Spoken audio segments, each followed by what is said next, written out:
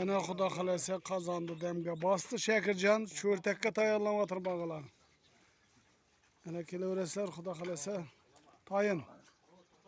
To'yding cho'rtagi tayin. Qo'llaringizni yuvib, o soya yerga o'tavering endi. Mana o'ting, jumaga o'zing sen. Ha, o'tinglar ana ko'sa bugun hozir qo'linda cho'michi. Kimga bo'lsa shuni tovoq tutqanga salaman. Shakirjon, Xudoyim pishirgan palovlaring bol bo'lsin. Usti urushvoga yetishmay qap. Bar bo'ling, assalomu alaykum. Ana Anvar nosozni qo'shmay bu yoqdan yurtdi.